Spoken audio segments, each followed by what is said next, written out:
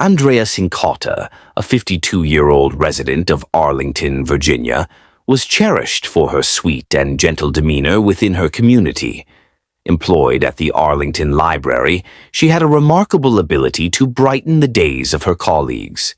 By 1998, her son, Kevin Cincotta, had reached adulthood, and Andrea was filled with pride as she witnessed his growth. Simultaneously, she was experiencing her joy, having recently celebrated 7 wonderful years with her fiancé, James Christopher Johnson. Together, they were laying the foundation for their dream home, but fate had other plans in store for them. On the evening of August 21st, 1998, the day unfolded like any other for Andrea and James. She had arranged to dine with a friend before returning home to enjoy a movie night with James. As the clock struck 6 p.m. and Andrea had yet to return, James felt a twinge of concern, but chose to retire for the night, hoping to find her by his side in the morning. However, at 1:30 a.m., an unsettling feeling stirred within him. He noticed the closet door ajar and approached it with trepidation. Upon opening the door, he was met with the devastating sight of his beloved fiancée, Andrea Cincotta, lifeless. The Arlington County Police Department was promptly alerted, and the apartment on North Road Street was designated a crime scene. In a perplexing turn of events, investigators found no signs of blood or physical trauma on Andrea's body, yet the coroner later ruled her death a homicide by strangulation. As detectives scoured the apartment for evidence, they uncovered no indications of a struggle or forced entry. Naturally, James, as Andrea's fiancé, became the primary focus of the investigation, and under the weight of scrutiny, he faltered. What ensued was a police interrogation that would be remembered for its strangeness. After 3 days of questioning, James offered a vague admission. "It's all very hazy. Just an image. I see myself holding her, and she slips out of my hands and she goes down to the floor. I fell on top of her. She hit her head on the desk." A wave of exhilaration swept through some of the investigators present. They believed they had secured a confession, sealing the case, or so they thought. However, other officers swiftly highlighted a critical flaw in James's admission. Andrea had succumbed to strangulation, not blunt force trauma. Her body bore minimal signs of injury, with scarcely any bruises to suggest such violence. James was engulfed in dread, fearing he would be implicated in the murder of his fiancée. To his astonishment, officers soon entered the room, informing him that he was free to leave without charges. They recognized the inconsistencies in James's confession and noted his inability to accurately recount the details of the crime scene. Despite the prevailing belief among some that he was culpable, the Arlington County Police Department had no choice but to release him. This decision ignited outrage within the community. Residents of Arlington were left in a state of fear, convinced that James had murdered his fiancée and evaded justice. Determined to seek accountability, Kevin Cincotta, Andrea's son, embarked on his investigation. Shortly after James's release, Kevin reached out to the Arlington County Police Department with a crucial lead. Just weeks before Andrea's tragic demise, a man named Bobby Joe Leonard had appeared at her apartment. Andrea had confided in Kevin and James that Bobby was there to remove her old computer. She insisted that the two were alone during the process, and the exchange was uneventful. Kevin urged investigators to scrutinize Bobby more closely, and upon doing so, they uncovered unsettling information. Bobby Joe Leonard was far from an ordinary individual. He had been released from prison mere weeks before Andrea's murder, having served time for assault and sodomy. This revelation sent a chill through the investigators. Bobby was summoned for questioning, yet he steadfastly proclaimed his innocence. In the absence of tangible evidence or a confession, the Arlington County Police Department found themselves unable to charge or detain Bobby, leaving him a free man. The year 1999 brought an unexpected turn of events when the Arlington Police Department received a distressing call. A woman was discovered fighting for her life, hidden away in a closet in Fairfax County, Virginia. Much like Andrea, she had been strangled, assaulted, and concealed similarly. Remarkably, this survivor identified Bobby Joe Leonard as her assailant. In 2000, the judicial system held Bobby accountable, ultimately convicting him of the heinous crime and sentencing him to life imprisonment. Investigators soon recognized the alarming parallels between this 1999 incident and Andrea's case from the previous year. Throughout the investigations, Bobby consistently proclaimed his innocence during interviews with the Arlington County Police Department, causing the case to grow cold. Yet Kevin, Andrea's son, clung to the hope that justice would one day prevail. His faith was rewarded in 2018 when Detective Rosa Ortiz took up the mantle. The Cold Case Unit revisited the case in 2013, meticulously reviewing the files and evidence. By 2018, Detective Ortiz decided to confront Bobby in prison, seeking any new insights he might offer. Upon entering the interview room, she anticipated resistance from the inmate. However, as Bobby began to speak, an unexpected revelation unfolded. For years, he had vehemently denied any connection to Andrea's murder, but on that fateful day in 2018, he confessed to taking her life in 1998. The plot thickened as Bobby disclosed that his actions were not random. He had been contracted for a hit. He recounted a chilling phone call from a man he believed to be Andrea's fiancé, James Christopher Johnson, who had offered him $5,000 to carry out the murder. Bobby accepted the contract, and shortly thereafter he invaded Andrea's apartment and attacked her. He lamented to Detective Ortiz that he had never received the promised payment for the grim task. In the wake of a startling confession, Bobby Joe Leonard and James Christopher Johnson were apprehended and charged with murder. In an unexpected twist, a jury swiftly acquitted James, reaching their verdict in a mere hour. The presiding judge expressed bewilderment over the initial arrest of James, questioning the rationale behind it. While James emerged unscathed, Bobby faced a far grimmer fate. When probed about his shocking admission in 2018, Bobby revealed that an inner voice urged him to reveal the truth. He felt an overwhelming need to confess to the harm he had caused and seek redemption for his transgressions. During his confession, he expressed deep remorse, extending apologies to the friends and family of Andrea.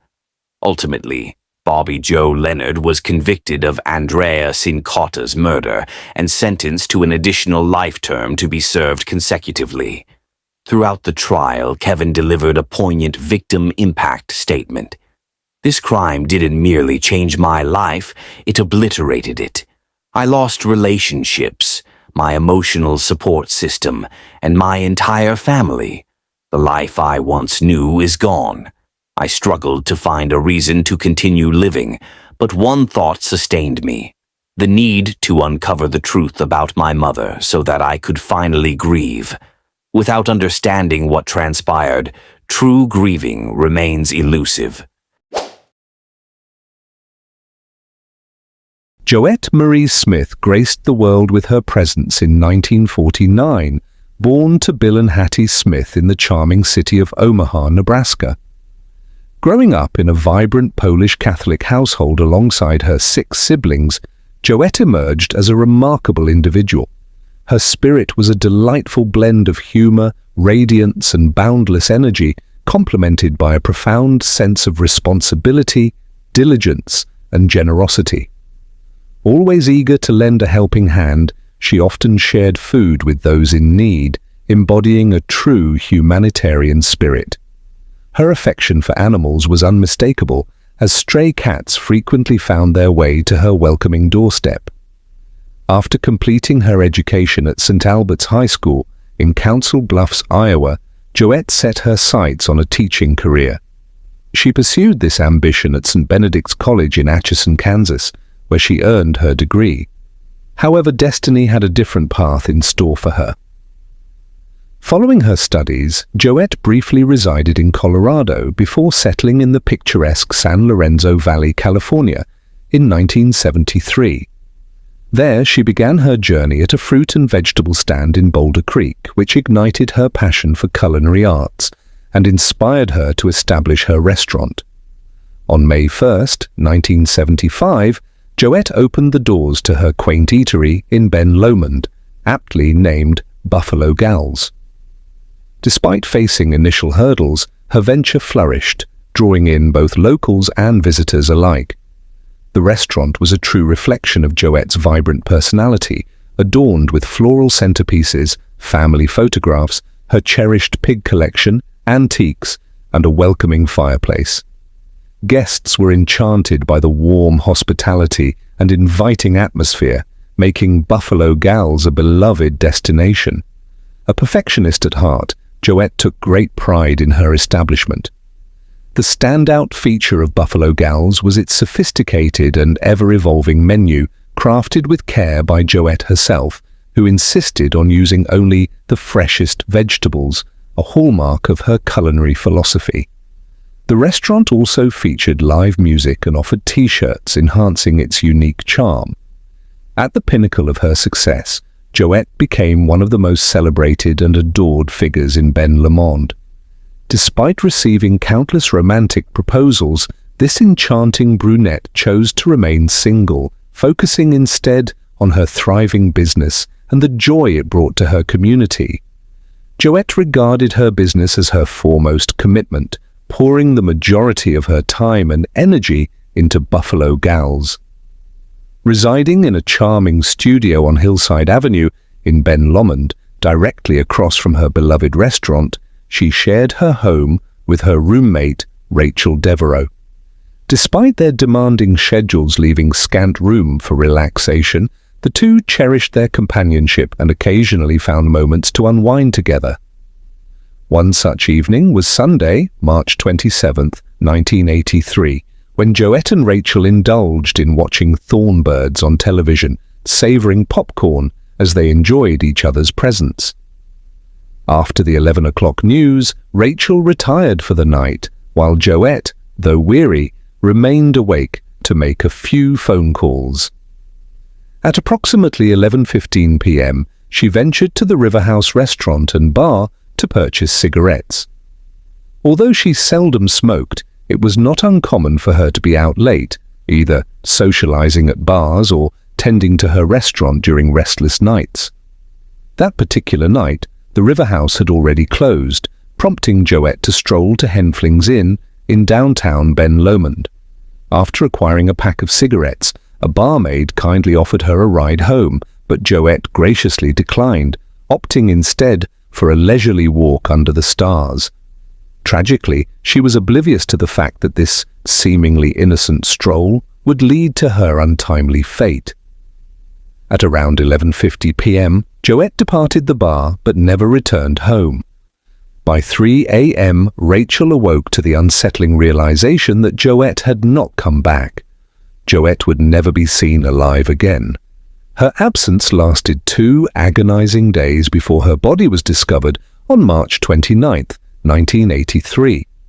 A local man playing with his dog near the 200 block of North Woodland Avenue by the San Lorenzo River noticed a body floating in the water.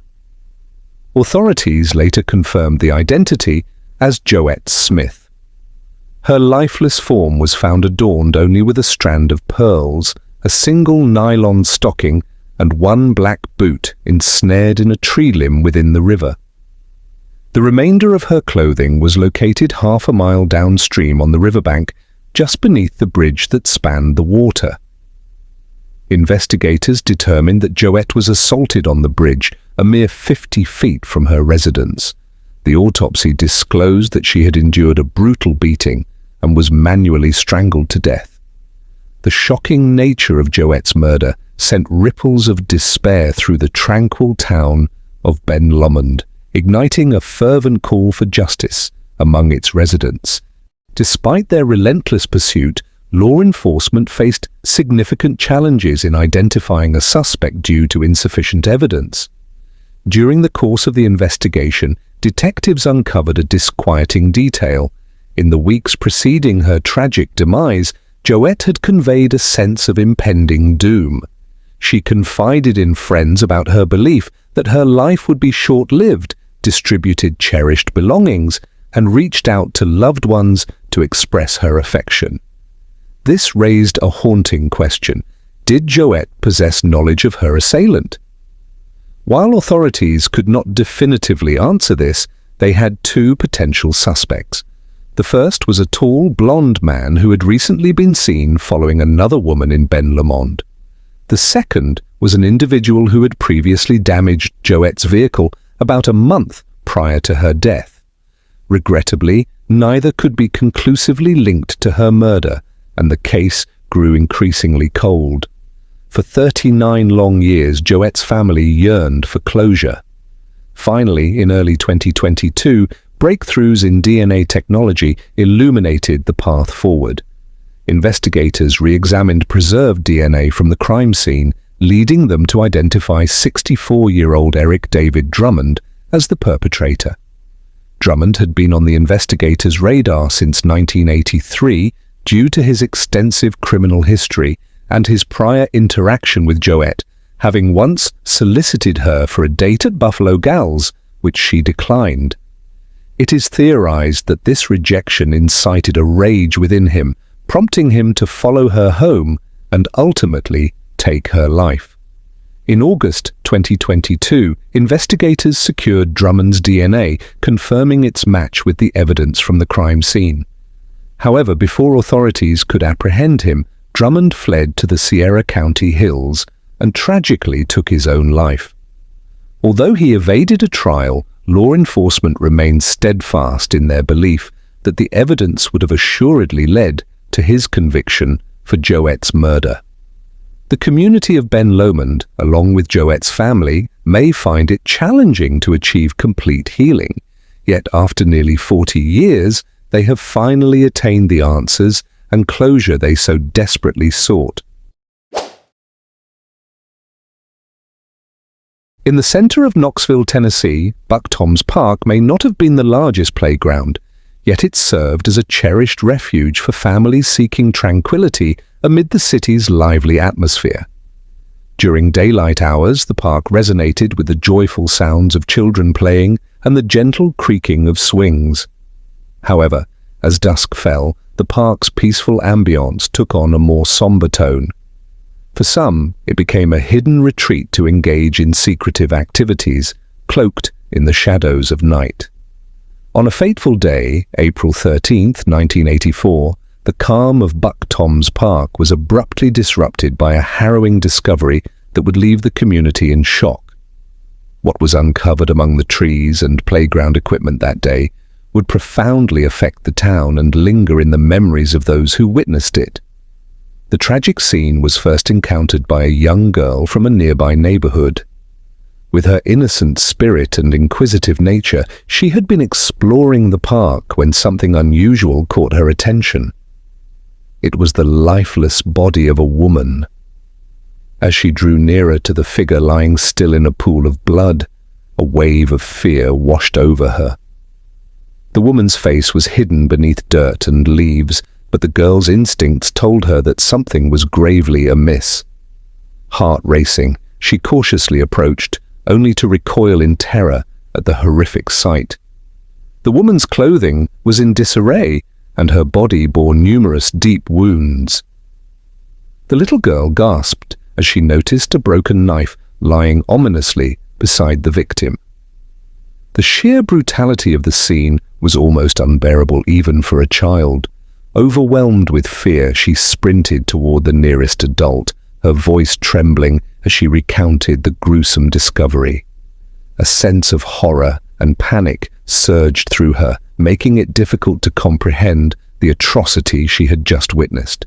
Her courageous decision to speak out galvanized a group of concerned citizens who promptly took action by alerting the authorities. In a short span, the once tranquil Buck Tom's Park playground became a bustling scene as police officers arrived, their expressions reflecting shock and disbelief.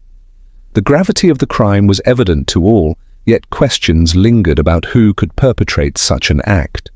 With meticulous attention, they searched the area for any clues that might illuminate the circumstances surrounding the victim's demise. Every possible lead was explored, yet their search yielded no results, as if the offender had simply disappeared. Ultimately, the woman's lifeless body was placed into an ambulance and taken away, leaving behind a series of unresolved questions. The victim was soon identified as Terry Lynn Majors Kirkland, a 23-year-old woman born in 1960 with ties to Knoxville, including her mother, stepfather, siblings, and half-siblings. However, beyond these basic facts, little is known about her life, including her upbringing, education, and the events that led to her untimely death. News of Terry's passing spread rapidly through the community, creating waves of grief and anxiety. Her family, informed of the tragic news, was left in a state of shock and sorrow. How could someone so young and vibrant be taken from them in such a violent manner? The family's grief was shared by the entire community, which was deeply affected by the tragedy. Residents found it difficult to reconcile the brutal violence that had disrupted their once peaceful environment. The occurrence of such a horrific crime in a public area heightened the fear and anxiety among community members. Parents became increasingly protective of their children, and even adults felt apprehensive about going out after dark. The once familiar streets and playgrounds now carried an unsettling aura, serving as a constant reminder of the hidden darkness that lay beneath. When the autopsy results for Terry were finally disclosed, they unveiled a chilling new detail. Not only had Terry endured multiple stab wounds, but she had also suffered a severe blow to the head. This revelation prompted an investigation into her murder, marking one of the most rigorous and extensive manhunts in Knoxville, Tennessee's history. Detectives tirelessly pursued leads, conducted interviews, and meticulously examined every piece of evidence. Yet, despite their relentless efforts, the perpetrators remained elusive, seemingly mocking them from the shadows. In a bid to advance the investigation, former Tennessee Governor Lamar Alexander offered a substantial reward for information that could lead to the capture of Terry's murderer. However, even the lure of financial incentives failed to encourage anyone to come forward. For the detectives involved, this period was marked by frustration and discouragement, as each lead dwindled into a dead end, and every interview produced little more than vague speculation. As the years passed, Terry's family was left to mourn in solitude, her memory gradually fading into obscurity. It appeared that the killer had evaded justice, leaving the case of Terry Lynn Majors Kirkland unresolved. However, in 2018, the investigation into Terry Kirkland's tragic murder was reignited. Detective Jeff Day of the Knoxville Police Department took on the case, resolute in his mission to bring the perpetrator to justice. As he reviewed the case files, he became increasingly convinced that the murderer was someone who had a close relationship with Terry, as the brutality of the crime suggested a personal motive. Detective Jeff remained hopeful that someone within the community would step forward with crucial information, believing that there was indeed someone who held knowledge about the circumstances surrounding Terry's death. In a revealing media interview that year, it was suggested that a promising suspect had emerged, though their identity remained shrouded in secrecy. As the investigation unfolded, the residents of Knoxville were left to ponder whether justice would ultimately prevail for Terry. February 2023 marked a significant turning point for the Knoxville Police Department as they inaugurated an innovative homicide unit. This elite team, composed of exceptionally skilled and seasoned investigators, was committed to unraveling the most egregious and violent crimes plaguing the city. Their unwavering mission was to deliver justice to victims and their families, regardless of how much time had elapsed since the crime occurred. Without delay, the homicide unit embarked on their first case, the long-dormant murder of Terry Lynn Majors Kirkland. Despite the case being cold for decades, the the new investigators were resolute in their pursuit of the truth, meticulously examining every shred of evidence, conducting thorough interviews, and following every lead in hopes of finally illuminating the circumstances surrounding Terry's tragic demise. In March 2023, the Knoxville Police Department made a groundbreaking announcement that reverberated throughout the community.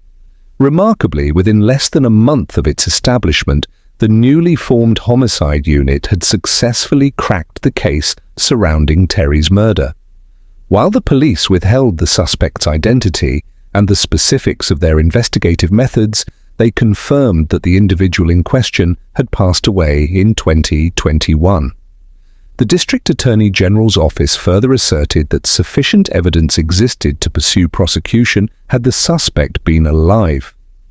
This revelation left the community grappling with a complex mix of emotions, a sense of relief that the case had resolved, yet a profound frustration that the perpetrator would never face the consequences of their actions.